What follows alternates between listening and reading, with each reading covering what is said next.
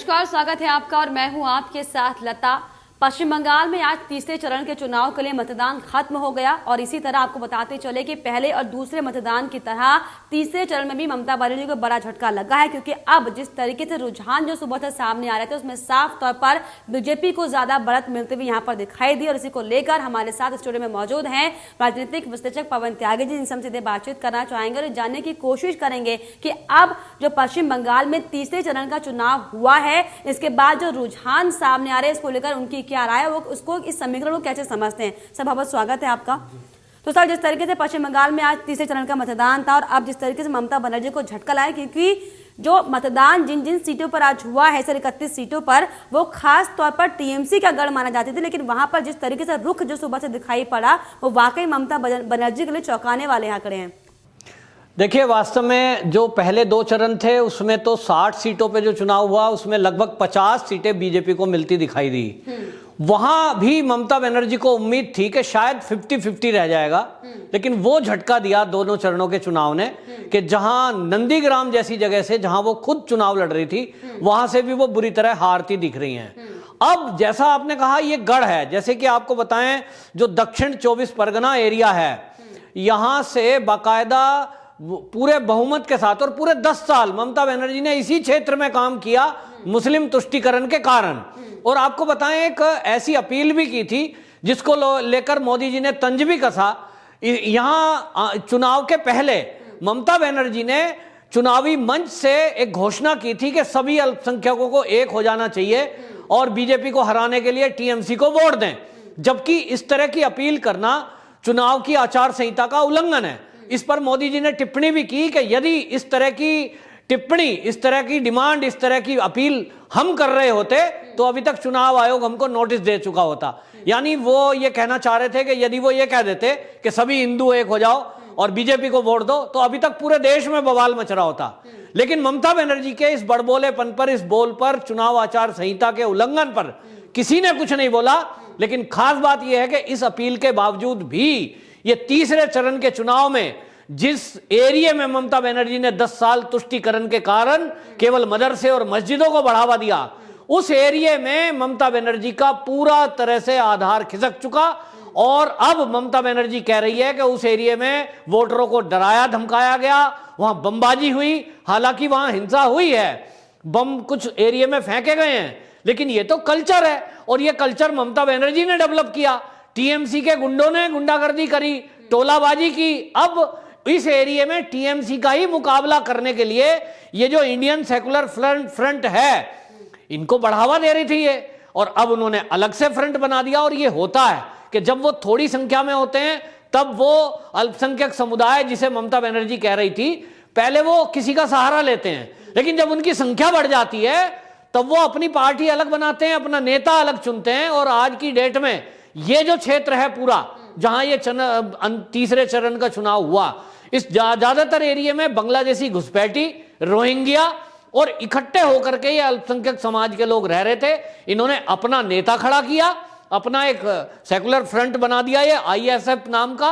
और अब इन्होंने ये तय किया कि ममता बनर्जी कुछ भी कहे, हमें अपने नेताओं को, अपनी पार्टी को वोट देना है। आपको बताएं इसी एरिया से ओवैसी को भी उम्मीद थी और ओवैसी ने अपने कैंडिडेट भी खड़े किए थे, लेकिन उनको भी मुंह की खानी पड़ेगी। ओवैसी की दाल भी अब यहां गलने वाली नहीं है। एक तरह से ममता बनर्जी को इसी क्षेत्र से यह उम्मीद थी कि 31 में से 25 सीट उसको मिल गई तो कुछ बढ़त हो जाएगी, लेकिन यहां से आज के चुनाव को देखते हुए 5 सीटें भी मिलना मुश्किल हो रहा है ममता बनर्जी को। तो पूरी तरह ममता बनर्जी यहां से साफ होती दिखाई दे रही। वाकई त्यागी जी, अगर हम बात करें पिछले विधानसभा चुनाव की 2016 की, अगर उस दौर की अगर हम बात करें तो इन 31 सीटों में से पश्चिम बंगाल में ममता बनर्जी को 26 सीटें मिली थी। लेकिन अब जिस तरीके से 2019 के लोकसभा चुनाव के बाद जो समीकरण बदले बीजेपी के पक्ष में, क्या ये उसी का असर है साफ तौर पर? क्योंकि अब जिस तरीके से लगातार ममता बनर्जी अपने माइनॉरिटीज भाई बंधुओं से जो वोटों की अपील करती हुई दिखाई पड़ रही थी, उसका कुछ खासा असर दिखाई नहीं दिया यहाँ पे सर। देखिए, ये तो होता है कि ध्रुवीकरण बीजेपी नहीं करती, ध्रुवीकरण विपक्षी दल करता है। ये एक तरह से मैं कहूं तो बीजेपी की चाल में फंस गई। बीजेपी कभी भी हिंदू मुस्लिम करके वोट नहीं लेती। मोदी जी का शुरू का कैंपेनिंग देखिए, वो विकास के नाम पर वोट लेना शुरुआत कर रहे थे और उनका यही एजेंडा था कि विकास के नाम पे लेंगे। उनकी जितनी रैली देख लीजिए, मोदी जी की, अमित शाह की या किसी की भी बीजेपी की, वहां विकास की बात होती है कि दीदी ने विकास नहीं किया। लेकिन दीदी आ गई अपने इसी एजेंडे पर, धर्म के आधार पर वोट, सांप्रदायिकता के आधार पर। और किसने कहा था कि मंच से आप कलमा पढ़िए और हिजाब पहन करके नमाज पढ़ने वाला फोटो सब जगह पोस्टर में लगाइए? किसने इनको कहा था कि घुसपैठियों का पक्षपात लीजिए और आप ये घोषणा करिए सीए लागू नहीं करेंगे? भैया, आप खुलकर ये कह रहे हो कि सीए लागू से दिक्कत क्या है? सीए लागू से घुसपैठिए बाहर जाएंगे, आप तो घुसपैठियों को बसाना चाह रहे हो। तो ममता बनर्जी ने धर्म कार्ड खेला, राजनीतिक कार्ड में धार्मिक कार्ड खेलने के बाद उनको लगा मुस्लिम वोट सारी उनको मिलेंगी।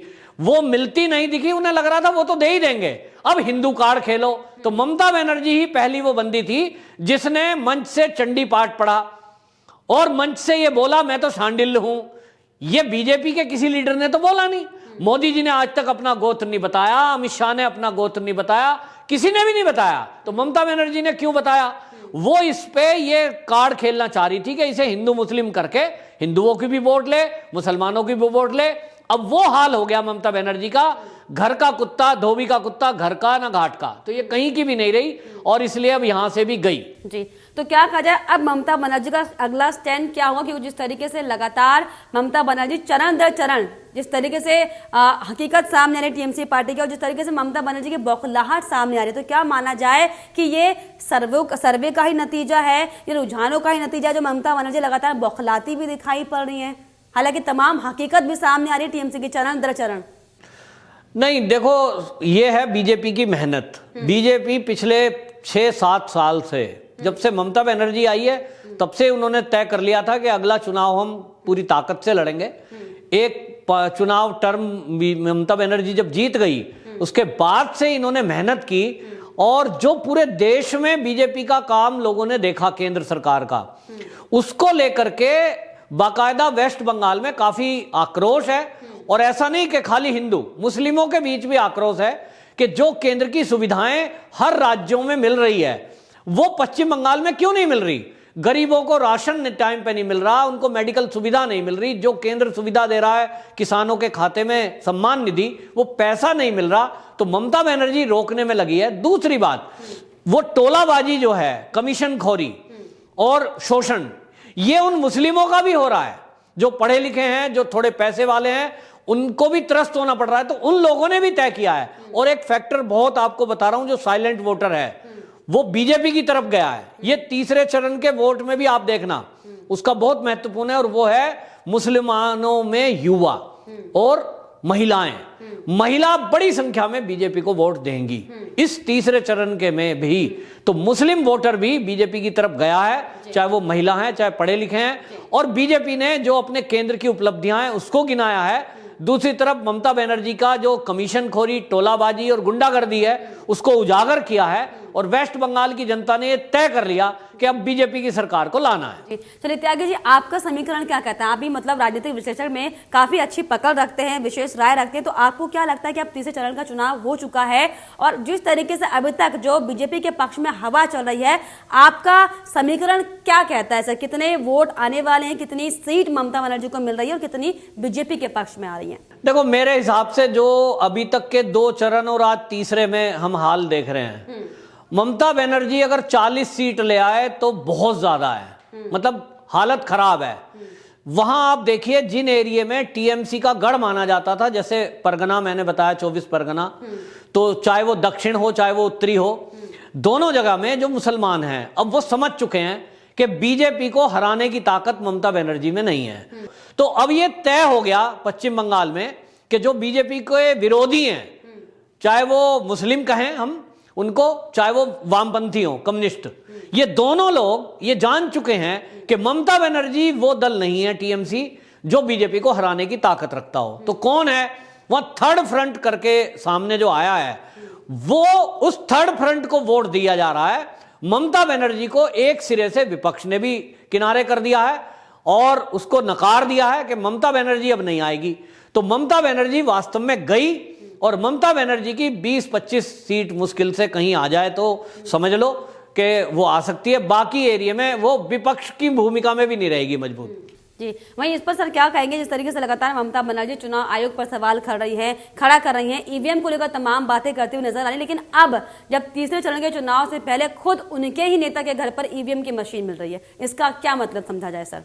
देखिए, जिस दिन दूसरे चरण का चुनाव था, आपको ध्यान होगा ईवीएम की वापसी के टाइम जो चुनाव अधिकारी थे उनकी गाड़ी खराब हो गई, रास्ते में गाड़ी खराब हो गई है, रात का समय हो गया है, उनको गाड़ी वो केंद्र पे पहुंचानी थी, उन्होंने बीजेपी के एक लीडर से हेल्प मांगी और बीजेपी के लीडर ने कहीं गाड़ी वो इधर उधर नहीं गई, वो ले जाके केंद्र पे जमा करवाने तक गेट पे छोड़ दिया उसने। लेकिन इसी बीच लोगों ने फोटो खींची, उसको वायरल किया। क्या हुआ? राहुल गांधी तक ने ट्वीट किया, चुनाव आयोग की गाड़ी खराब, बीजेपी की नीयत खराब। मतलब बीजेपी के नेता उसमें ईवीएम में कुछ गड़बड़ी कर रहे हैं, जबकि वो कुछ घंटे रास्ते में साथ रही है, अधिकारी मौजूद थे, पुलिस भी मौजूद थी, पुलिसकर्मी उस गाड़ी में मौजूद थे, केवल वहां सेंटर तक छोड़ी गई, ना सील टूटी ना कुछ, लेकिन उसको पूरे देश में हल्ला मचाया गया कि बीजेपी गाड़ी में ले जा रही थी और इस तरह की गड़बड़ी कर रही थी, जबकि उसकी छेड़खानी कुछ नहीं हो। और अब यहां देखिए दूसरा केस कि टीएमसी का लीडर है गौतम घोष, तुलसी बेरिया नाम का स्थान है उस जगह, वो उसके पास वीवीपैट और ईवीएम मशीन रात भर रही है, सुबह बरामद हुई है। लोगों ने शिकायत की तब बरामद हुई, गांव वालों ने, कि भाई उसके घर में मशीन कैसे है, वो तो टीएमसी का नेता है। बीजेपी वालों ने कंप्लेंट की, तब जाके कार्रवाई हुई है, पुलिसकर्मी भी सस्पेंड हुए हैं, चुनाव आयोग ने एक्शन लिया है और वो अधिकारी भी सस्पेंड हुआ है। वो कह रहा है साहब गाड़ी खराब हो गई थी, मैं केंद्र पे गया था, वहां गेट नहीं खोला और इसलिए मुझे रिश्तेदार के घर रुकना पड़ा। अब इसकी सत्यता क्या है वो चुनाव आयोग जांच करेगा, लेकिन कितना गंभीर मामला है कि पूरे रात भर यानी 12-14 घंटे किसी के घर में, वो किसी कौन है? टीएमसी का नेता। तो टीएमसी के नेता के घर में मशीन रखी गई है, क्या उसके साथ छेड़छाड़ नहीं होगी? उस पर क्यों नहीं बोल रही ममता बनर्जी? अब क्यों नहीं बोल रहा राहुल गांधी? और कोई मीडिया नहीं बोल रहा। एनडीटीवी अब मौन है। एनडीटीवी आज तक जो बार बार उस क्लिप को चला रहा था, अब क्यों नहीं चला रहा? गाड़ी में 2 घंटे के लिए ईवीएम रखी गई, उसको तो हल्ला किया, लेकिन एक व्यक्ति के घर में, टीएमसी के लीडर के घर में रखी जाती है, तो यही इंडिया टुडे ग्रुप वाले कैसी न्यूज चला रहे हैं? भाजपा वालों का आरोप, तथाकथित नेता के घर मिली मशीन। अरे तथाकथित क्यों? टीएमसी का घोषित नेता है वो। और बीजेपी का आरोप क्यों है? वो गांव वालों ने कंप्लेंट की है। तुम उसको मुद्दे को मोल्ड करना चाह रहे हो कि एक नेता अपने घर में मशीन ले गया, 12-14 घंटे उसके पास रहती है, क्या उसमें गड़बड़ी नहीं होगी?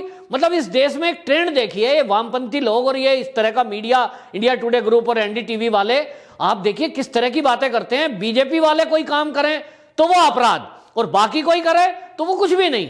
तो ये सब बेकार की बातें हैं। यहां चुनाव आयोग पर ममता बनर्जी जो सवाल उठाती हैं, वो खुद सवालों के घेरे में हैं। उनके ऊपर अब एफआईआर होने वाली है, क्योंकि उन्होंने इस तरह की भाषा का इस्तेमाल किया कि मंच से वो एक विशेष वर्ग को इकट्ठा होने की बात कह रही हैं। ये उनको कहना नहीं था। दूसरा, नंदीग्राम को लेकर भी वो घेरे में है और उसको भी चुनाव आयोग ने संज्ञान लिया है, उस पर भी कार्रवाई होगी।